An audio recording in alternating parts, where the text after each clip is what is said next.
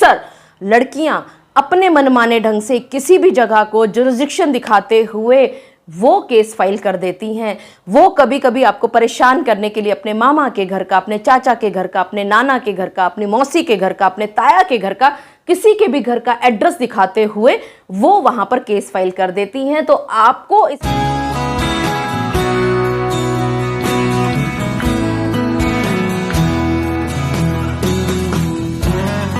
मेरे एक मेंबर साहब अरुण शर्मा जी ने मुझसे एक सवाल किया है कि protection of women from domestic violence act जो कि 2005 में लागू हुआ था, इस कानून में जुरिस्डिक्शन क्या है, यानी कि ऐसा क्या क्षेत्राधिकार है, किस किस क्षेत्र के अंदर डोमेस्टिक वायलेंस एक्ट के तहत केस दायर किया जा सकता है। जी हाँ, आप सभी ने बिल्कुल ठीक समझा। इस तरह की परेशानियां अक्सर लड़की को भी आया करती हैं। उसको ये समझ नहीं आता कि अगर उसने गलत जुरिस्डिक्शन में अपना केस फाइल कर दिया तो उस जुरिस्डिक्शन के पॉइंट पर उसका केस खत्म हो सकता है।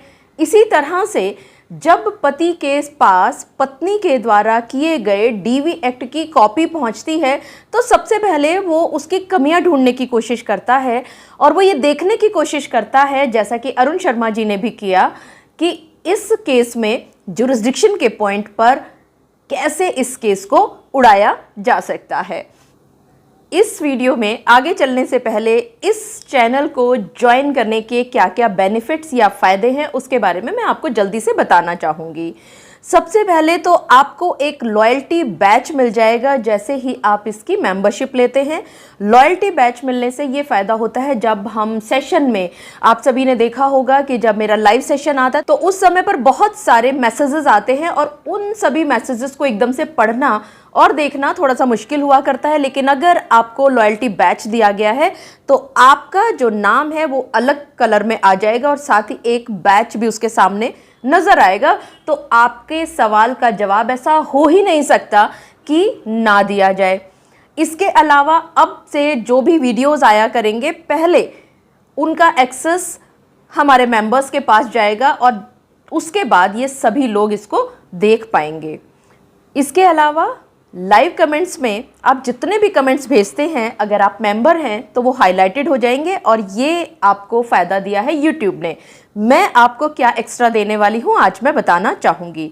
सबसे पहले तो जो लाइव सेशन है उसमें अब से सेटिंग हो रही है कि सिर्फ और सिर्फ जो कमिटेड मेंबर्स हैं उन्हीं के कमेंट्स आ सकते हैं, लेकिन आप सभी सब्सक्राइबर्स या व्यूअर्स हमारी बातचीत को बकायदा देख पाएंगे, लेकिन आप कोई भी कमेंट नहीं कर पाएंगे। और इसका फ़ायदा ये होने वाला है कि आप सभी मेंबर्स के सवालों के जवाब बहुत तसल्ली बख्श आराम से मैं एक एक करके दे दिया करूँगी। और इसके साथ साथ एक बहुत बड़ा ऑफ़र मैं आप सभी मेंबर्स के लिए लेकर के आई हूँ कि जब भी आप मुझसे फ़ोन अपॉइंटमेंट जब बुक करते हैं तो आपको सीधा सीधा वो हाफ रेट में, यानी कि आपको सीधा 50% का ऑफ़र मिलेगा अगर आप फर्स्ट लेवल के सब्सक्राइबर हैं, एंड सो ऑन। इसके बाकी फ़ायदे अगले वीडियो में बताए जाएंगे। मैं एडवोकेट मोहिनी मोना आप सभी का पुनः स्वागत करती हूं और आप सभी देख रहे हैं आप सभी का पसंदीदा चैनल मोहिनी मोना एडवोकेट। अगर आपने मेरे इस चैनल को अभी तक सब्सक्राइब ना किया हो या आप मेरे इस चैनल के लिए नए हैं तो इसको जल्दी से जल्दी सब्सक्राइब कर दीजिएगा ताकि आपको इसी तरह के लीगल इन्फॉर्मेटिव वीडियोज़ की नोटिफिकेशन सबसे पहले मिल सके। तो अरुण शर्मा जी, जैसे मैंने आपके साथ एक वायदा किया था कि डोमेस्टिक वायलेंस एक्ट यानी कि the protection of women from domestic violence act 2005 के अंतर्गत जुरिस्डिक्शन क्या होता है किसी भी एक केस को फाइल करने का। तो यहाँ पर सबसे पहले तो आप ये देखें कि इस एक्ट का सेक्शन 27 जुरिस्डिक्शन को बहुत क्लियरली डिस्क्राइब करता है। आइए देखते हैं और समझते हैं कि सेक्शन 27 कहता क्या है। 27 jurisdiction. Number 1, the court of judicial magistrate of the first class or the metropolitan magistrate as the case may be within the local limits of which a the person aggrieved permanently or temporarily resides or carries on business or is employed। सबसे पहला तो अरुण शर्मा जी कि वो व्यक्ति जिसने इस complaint को file की है डोमेस्टिक वायलेंस एक्ट के तहत, वो एग्रीव्ड व्यक्ति या जिसे कहें कि वो पीड़ित व्यक्ति या तो उस जगह पर परमानेंटली या टेम्परेली रह रहा हो, या वो अपना वहाँ पर बिजनेस करता हो, या उसकी वहाँ पर नौकरी लगी हुई हो। मतलब क्या हुआ कि वो पत्नी जिसने कंप्लेंट फाइल की है अपने पति और उसके परिवार के अन्य सदस्यों के खिलाफ घरेलू हिंसा के केस में, वो लड़की जिस इलाके के मजिस्ट्रेट साहब के सामने केस फाइल कर रही है, उसी इलाके के अंदर वो रहती हो परमानेंटली या टेम्परेली। टेम्परेली का मतलब ये हुआ कि वो रेंट एग्रीमेंट दिखाएगी, और परमानेंट का अर्थ ये हुआ कि वो वहाँ का आधार कार्ड दिखाएगी। इसी के साथ साथ अगर उसकी नौकरी वहाँ पर हो तो वो अपने ऑफिस का कोई ना कोई डॉक्यूमेंट दिखाएगी कि वो क्योंकि यहाँ पर काम करती है इसीलिए वो यहाँ पर केस फाइल कर रही है। इसका मतलब ये हुआ कि जब भी आप अपना केस फाइल करते हैं तो आपको जज साहब को सबसे पहले ये कन्विंस करना होगा कि वो उनके पास केस इसलिए फाइल कर रही है क्योंकि वो उन्हीं के इलाके में रहती है, यानी उसका जो पुलिस स्टेशन है वो उस मेट्रोपॉलिटन मजिस्ट्रेट के पास है। इसी तरह से बी 27 का बी पार्ट कहता है द रिस्पोंडेंट रिजाइड्स और कैरीज ऑन बिजनेस और इज एम्प्लॉयड। सेकेंड नंबर है रिस्पोंडेंट, यानी कि घरेलू हिंसा का केस पति पर किया गया होता है या उसके रिश्तेदारों पर किया गया होता है, और तो इसके अतिरिक्त कोई व्यक्ति नहीं होता, तो वो पति या उसके रिश्तेदार जिन पर यह केस किया गया है वो उसी इलाके में रहते हों और वो इलाका उसी मेट्रोपॉलिटन मजिस्ट्रेट के जुरिस्डिक्शन यानी क्षेत्राधिकार में आता हो, या उसका पति या अन्य रिश्तेदार जिनके खिलाफ वो केस कर रही हैं जो कि कोर्ट में रिस्पोंडेंट कहलाए जाएंगे, वो वहां पर बिजनेस करते हो या वहां पर नौकरी कर रहे हो। तो अभी तक सेक्शन 27 जो जुरिस्डिक्शन की बात करता है डोमेस्टिक वायलेंस एक्ट में, वो सिर्फ दो ही बातों की बात करता है। पहला, जहां पर ये पीड़ित लड़की है वो रह रही है परमानेंटली या टेम्परेरी, या वो बिजनेस उसी इलाके में कर रही है या वो वहां पर नौकरी कर रही है, और दूसरा, जिसको उसने रिस्पोंडेंट बनाया है यानी जिसके विरुद्ध उसने ये केस दायर किया है वो वहां पर रहता हो या वहां पर वो बिजनेस कर रहा हो या उसकी नौकरी वहां पर हो। और एक तीसरी और बात है जहां पर भी जुरिस्डिक्शन के पॉइंट ऑफ व्यू से डोमेस्टिक वायलेंस एक्ट का केस फाइल किया जा सकता है, and that is the cause of action has arisen.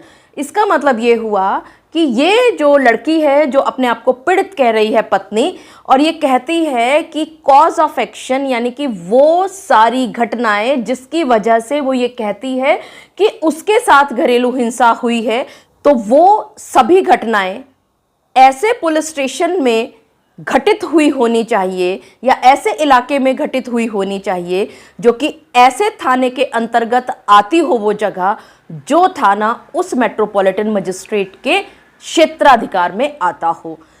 ये इन तीन के अलावा और कोई भी ऐसी जगह नहीं है जहां पर ये जुरिस्डिक्शन के पॉइंट ऑफ व्यू से ये लड़की अपना केस दायर कर सकती है घरेलू हिंसा के केस में।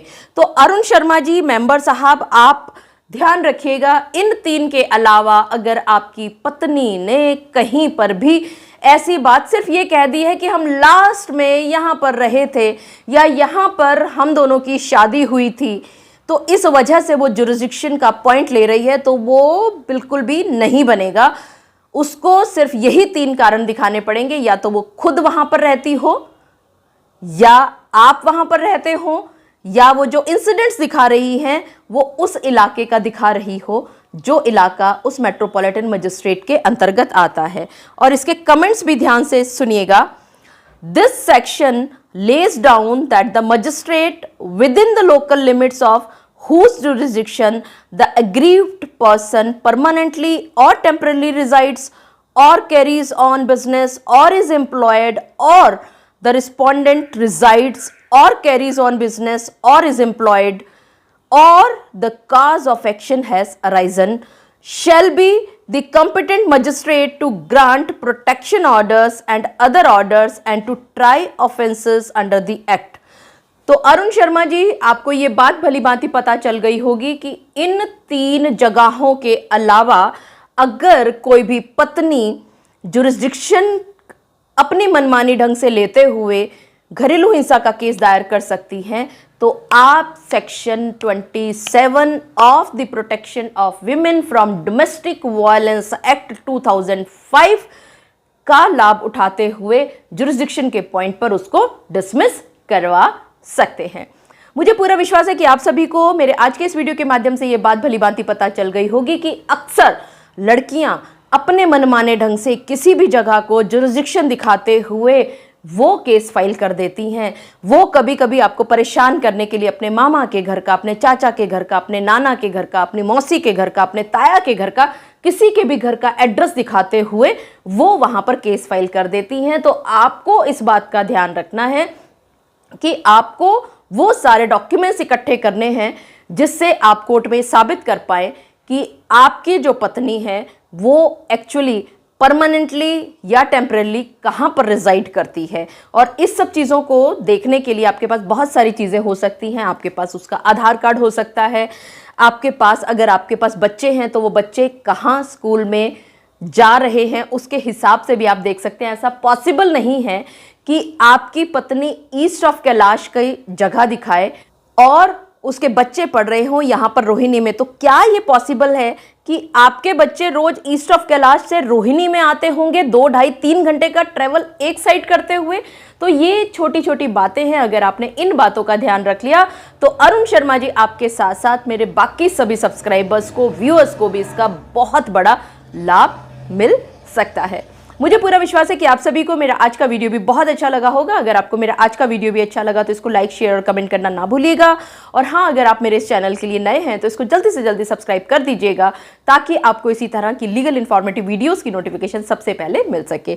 अपना और अपने परिवार का बहुत अच्छी तरह से ध्यान रखिएगा। Thank you. Take care Arun Sharma ji. Bye bye.